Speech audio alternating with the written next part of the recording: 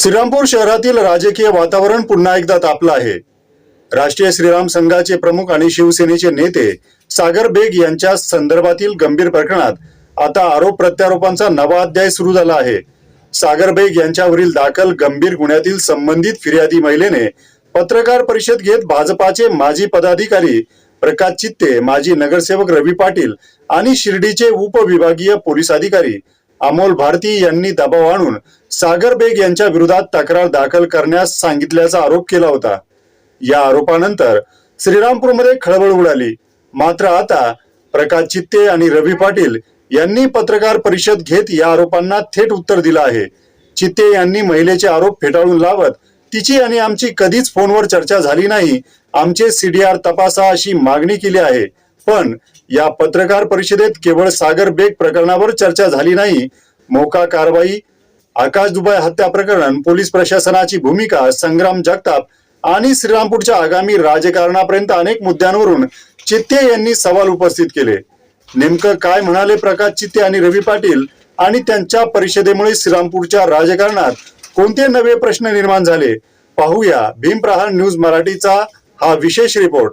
नमस्कार, मी संदीप जगताप आणि आपण पाहत आहात भीमप्रहार न्यूज मराठी। सर्वप्रथम या प्रकरणाची पार्श्वभूमी समजून घेऊया। संबंधित महिलेने पत्रकार परिषद घेत सागर बेग यांच्या विरोधात दाखल झालेल्या तक्रारीबाबत धक्कादायक आरोप केले होते। आपल्यावर दबाव आणून तक्रार दाखल करण्यास सांगण्यात आल्याचा दावा महिलेने केला। यामध्ये तिने प्रकाश चित्ते, रवी पाटील आणि पोलीस अधिकारी अमोल भारती यांची नावे घेतली। या आरोपानंतर आता प्रकाश चित्ते आणि रवी पाटील यांनी पत्रकार परिषद घेत आपली भूमिका मांडली आहे। प्रकाश चित्ते यांनी महिलेने केलेले आरोप फेटाळून लावले आहेत। आपण या महिलेला ओळखत नसल्याचा दावा त्यांनी केला। तसेच आपले आणि रवी पाटील यांचे या महिलेशी फोनवर कधीही संभाषण झाले नसल्याचे त्यांनी सांगितले आणि याच मुद्द्यावरून त्यांनी पोलीस प्रशासनासमोर थेट मागणी केली आहे। आपले आणि रवी पाटील यांचे सीडीआर तपासा आणि संबंधित महिलेचेही सीडीआर तपासा, सत्य आपोआप समोर येईल, हा दावा आता या प्रकरणातील महत्वाचा तपासाचा मुद्दा ठरू शकतो। चित्ते यांनी पुढे असा दावा केला की बेग टोळीच्या कथित दहशतीमुळे संबंधित महिला एका महिन्यानंतर आपले म्हणणे बदलत आहे। मात्र हा देखील चित्ते यांचा दावा आहे। या दाव्याची स्वतंत्र पुष्टी होणे बाकी आहे। त्यामुळे आता प्रश्न असा आहे, महिलेने सुरुवातीला केलेली तक्रार खरी होती का, की तिच्यावर दबाव आणून तक्रार दाखल करण्यात आली, की आता तिच्यावर दबाव आणला जात आहे? या प्रश्नांची उत्तरं तपासातूनच समोर येणं गरजेचं आहे। पत्रकार परिषदेत प्रकाश चित्ते यांनी आकाश दुबे हत्या प्रकरणाचाही उल्लेख केला। आपण आकाश दुबे हत्या प्रकरणात बेग आणि जेदे गटाविरोधात जाहीर भूमिका घेतल्यामुळे आपल्याला या प्रकरणात गोवण्याचा प्रयत्न होत असल्याचा दावा त्यांनी केला।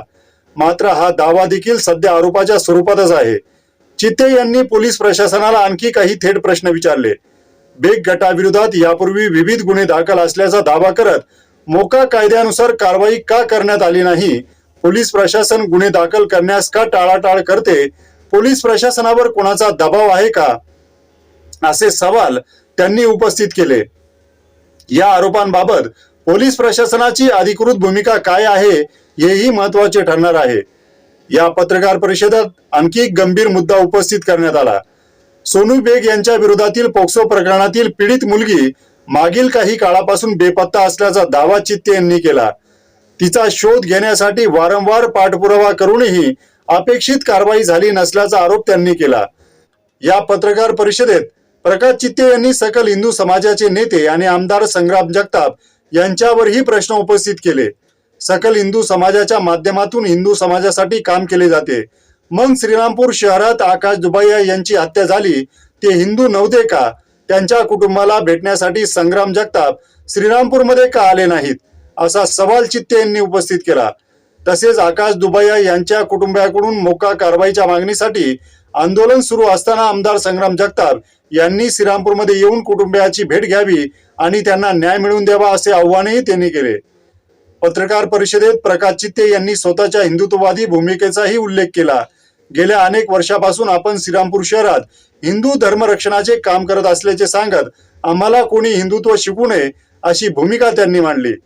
तसेच स्वतःला आणि आपल्या सहकाऱ्यांना काही धोका निर्माण झाल्यास त्यासाठी बेग आणि जेदे गटाला जबाबदार धरावे असा दावा त्यांनी केला।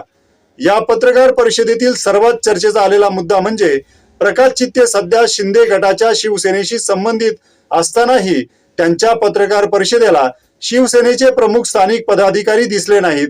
उलट भाजपाच्या श्रीरामपूर नगर परिषदेमधील विखे गटाच्या विरोधी गटाशी संबंधित नगरसेविका चव्हाण यांच्या उपस्थितीमुळे राजकीय चर्चांना उधाण आले. त्यामुळे प्रश्न निर्माण झाला, सागर बेग आणि प्रकाश चित्ते दोघेही शिंदे शिवसेनेशी संबंधित असताना त्यांच्यातील हा संघर्ष नेमका कोणत्या राजकीय समीकरणाकडे इशारा करतो? श्रीरामपूर नगर परिषदेच्या राजकारणात याचे पडसाद उमटणार का, की आगामी निवडणुकीच्या पार्श्वभूमीवर नवीन राजकीय समीकरणे तयार होत आहेत का? पत्रकारांनी प्रकाश चित्ते यांना याच मुद्द्यावर सवाल केला. सागर बेग हेही शिंदे शिवसेनेमध्ये आहेत आणि आपणही त्याच पक्षाशी संबंधित आहात, मग आपण सागर बेग यांच्यावर गंभीर आरोप करत आहात. हा विषय आपण पक्षाचे प्रमुख आणि उपमुख्यमंत्री एकनाथ शिंदे यांच्या कानावर घातला आहे का?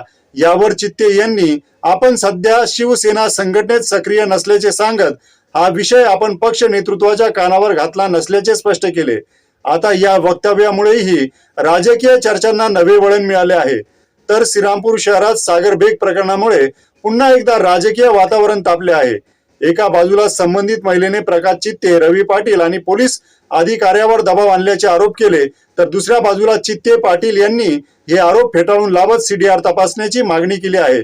त्याचबरोबर मोका कारवाई, आकाश दुबे हत्या प्रकरण, पोक्सो प्रकरणातील पीडित मुलीचा शोध आणि पोलीस प्रशासनाच्या भूमिकेवरही प्रश्न उपस्थित केलेत आहेत. आणि या सर्वांच्या पार्श्वभूमीवर श्रीरामपूर शहरातील शिंदे शिवसेनेशी संबंधित दोन नेत्यांमधील संघर्षात भाजपाच्या स्थानिक राजकीय गटाची उपस्थिती नेमकी कोणता संदेश देते, हा प्रश्न आता श्रीरामपूरच्या राजकीय वर्तुळात चर्चेचा विषय बनला आहे. या प्रकरणात पुढे काय घडतं? पोलीस प्रशासन सीडीआर तपासणार का? मोका कारवाईबाबत निर्णय होणार का? आणि श्रीरामपूरच्या राजकारणात या संघर्षाचा परिणाम काय होणार, याकडे आता सर्वांचं लक्ष लागलं आहे.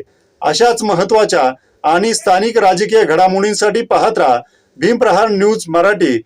धन्यवाद.